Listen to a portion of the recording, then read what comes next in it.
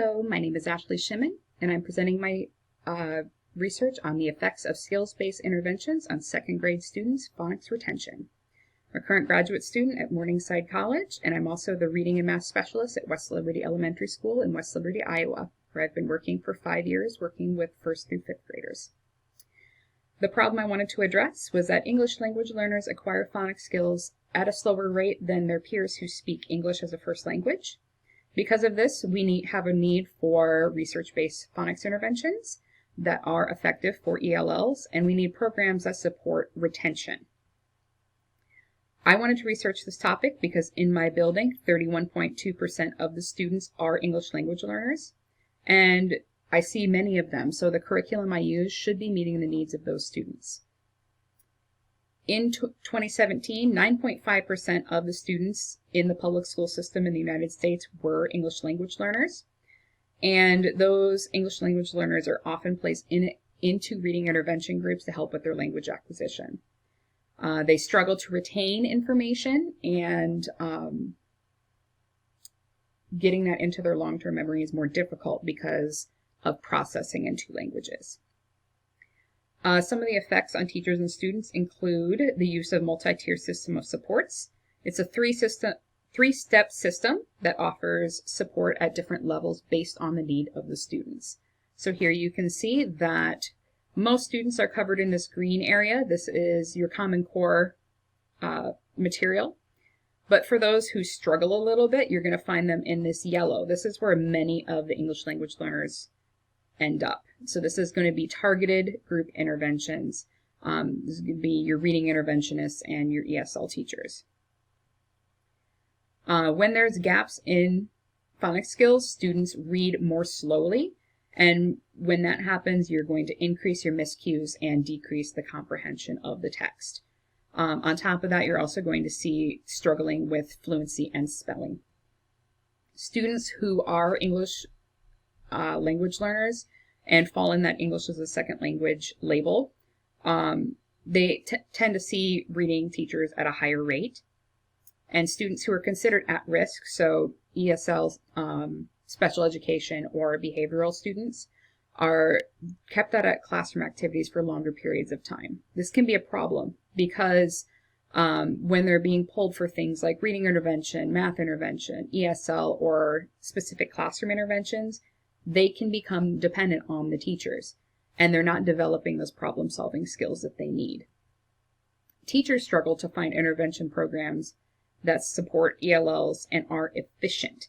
And this is because differentiation needs to be happening in the classrooms, and we need to be able to start with a solid foundation. So programs need to be complete and easy to manipulate and differentiate. Interventions that have been used in the past in my building include failure-free reading and My Sidewalks. My Sidewalks includes some phonics skills training, though this was something that was lacking. Sentence and passage reading was also included and had a very good vocabulary focus, which was crucial to the language acquisition of the English language learners we were teaching. Failure-free reading was something that practiced vocabulary and sentence building and reading skills such as unscrambling sentences and putting things in alphabetical order. It was a computer-based program, which we were very excited about, and it catches the attention of students and has an immediate effect, but it does not help with retention over time. On top of this, the material was very out of date. It was published in 1988 and had very minimal updates. Retention is important in our building because it can affect fluency and test scores. So this is especially true for ELLs who are learning language and phonics skills simultaneously. So not only are they learning the English language, but they're also learning the skills that their peers are. And retention can affect the curriculum that is chosen for the schools, the classroom groupings, how students react to each other, and the placement into intervention groups. The intervention that I chose to study was the Phonics Lesson Library by the 95% group. It was released in 2015, and it has a focus on skills-based instruction. It supports fluency growth and comprehension skills through the buildup of phonics skills. There are 3 components: the Phonics Lesson Library, the Phonics Chip Kit, and the Phonics Screener for Intervention. This study fills a gap in research because there's very little research on the 95% group materials. Since it is a newer intervention, there hasn't been much done with it, and there's no research on retention results in the series. I wanted to address 3 research questions. My first question was, can the phonics lesson library increase scores on the phonics screener for intervention? Can English language learners make the same progress as native English speakers after using the phonics lesson library? And can the phonics lesson library help students maintain their scores on the screener? The purpose of the study was to examine how the phonics lesson library worked for the participants' phonics skills scores, their retention of the material, and because of all of this, I hypothesized 3 things. I first believed that I hypothesized that the participants would see consistent skill improvements when they were screened following the use of the phonics lesson library. I also hypothesized that ELLs and English speaking or students who spoke English as a first language would see similar growth in scores. And I also hypothesized that the skills learned would be maintained over time, that they would retain the information they learned. My independent variable is the use of the phonics lesson library, and my dependent variable is the acquisition and retention of phonics skills recorded with the phonics screener for intervention. I have a qualitative research study. It is a multiple baseline design. And the reason I decided to go with multiple baseline design is I wanted to make sure that since I was checking retention as well, I wanted to have 3 different studies going simultaneously, and the multiple baseline design allowed me to do that. The 95% group materials have not been tested for reliability or validity by researchers. However, there are many similar materials found to be reliable and valid that I used to determine the reliability and validity of the materials I was using. So I decided to go with the phonics curriculum-based measure. The PCBM is very similar to the phonics screener for intervention, and the PCBM showed construct validity, and it also showed reliability after using a sample of 38 student score sets. And so they found that the assessment scoring was reliable. Possible impact of the study: it can help teachers and administrators decide which curriculum is the best fit for their building. We have a very high ESL population, and so this would help another building who perhaps had similar student makeup as our own. And it's the first time that information has been available about retention when it comes to 95% group materials. In addition, personally, I wanted more information about the program to discover how it worked, what worked best, and what I needed to change in my classroom to differentiate for my students. My participants included 5 second grade students in a small group setting. Out of those 5, 3 were ELLs. I had 2 males, 3 females, 4 Hispanic, 1 Caucasian. 4 were in the dual language program, and 1 was in the English only. And I had no special education students in my participant group. The materials that were provided by the Phonics Lesson Library included student and teacher flashcards, master copies of all necessary pages, heading cards, and the teacher guidebook. So here you can see all the materials. These are your heading cards, teacher materials. I've got the teacher flashcards, student flashcards, and all pages needed for all the different activities. Not included and needing to be provided by the teacher include small hand mirror, highlighters, whiteboards and markers, and paper and pencil. The phonics chip kit is something optional. I had it available, so I used it. It includes chips and student mats that are used at the beginning of each book. However, it's not necessary, and if you don't have a kit available, materials can be printed offline. This is an example of the chip kit.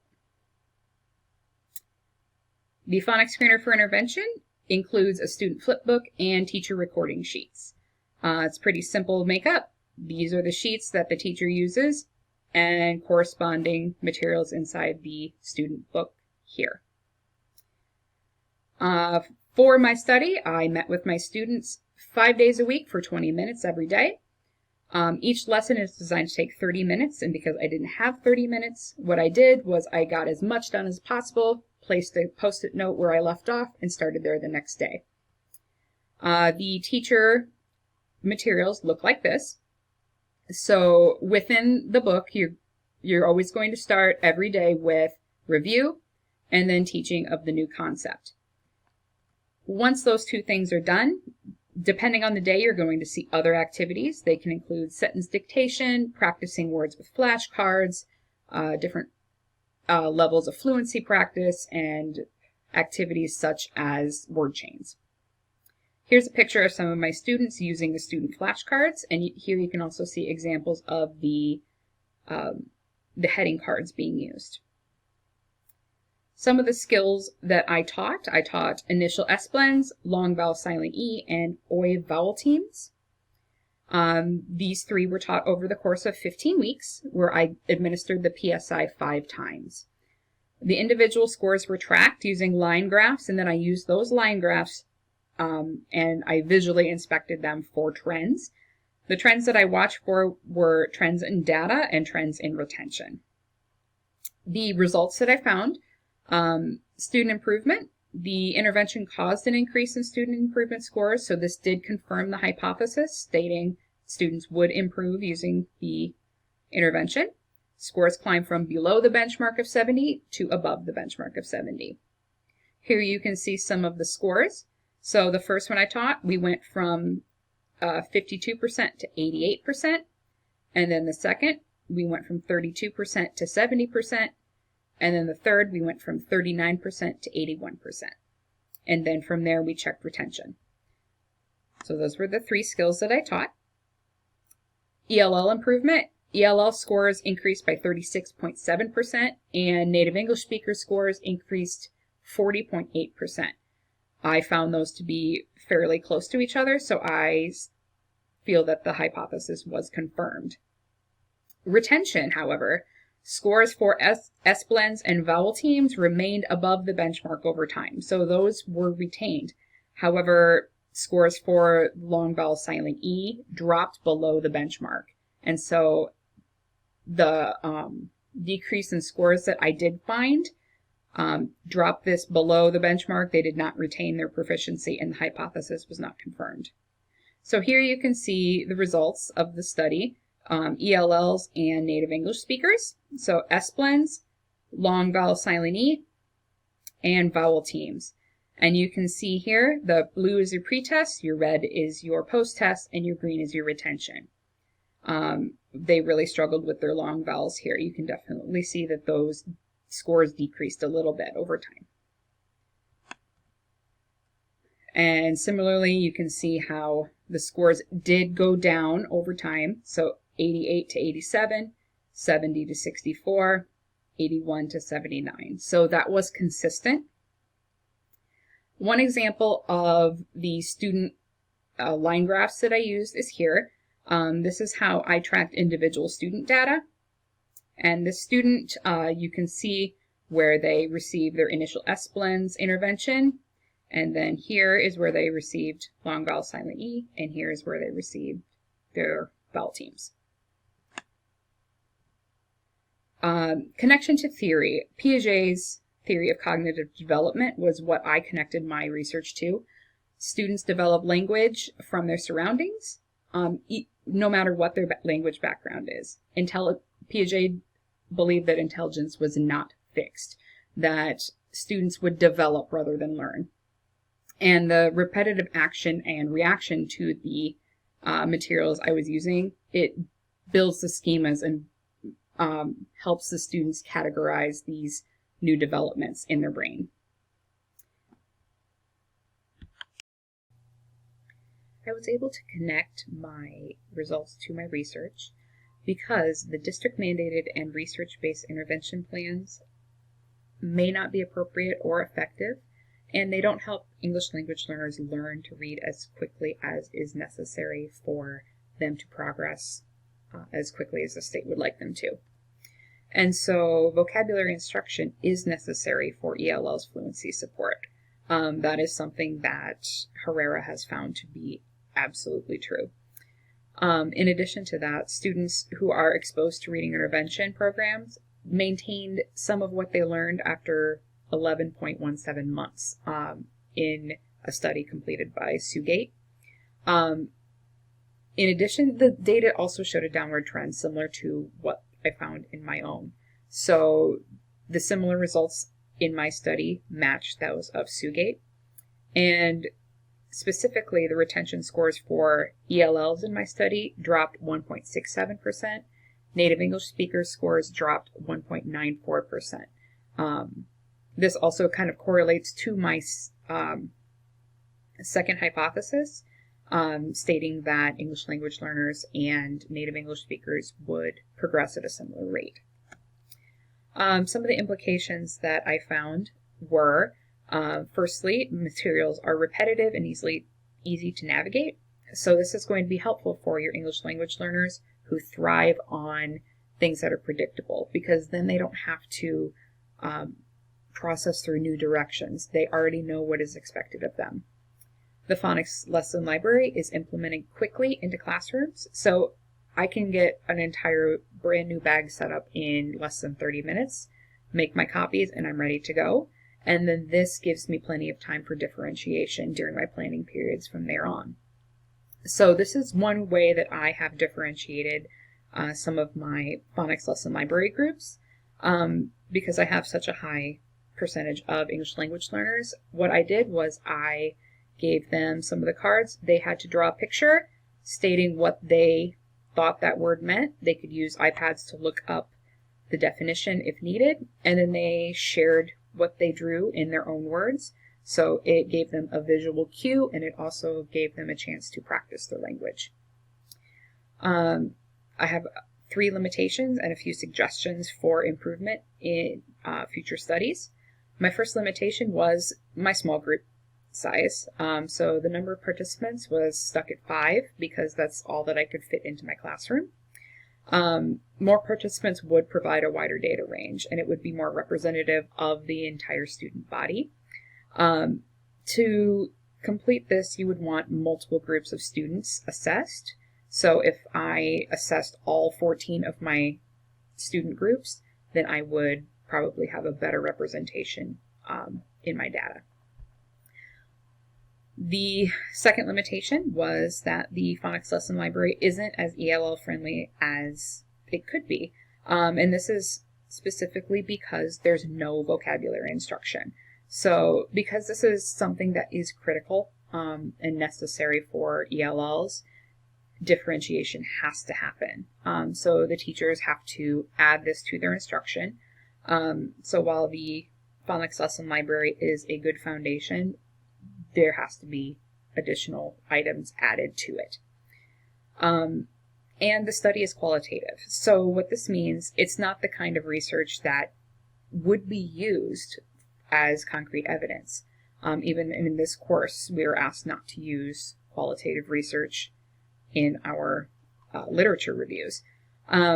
So a quantitative study could be completed if you had more students represented and you manipulated the study a little bit to and restructure it to fit the needs of a quantitative study. Thank you very much for listening to this presentation. Please let me know if you have any questions, and I look forward to answering them. Thank you.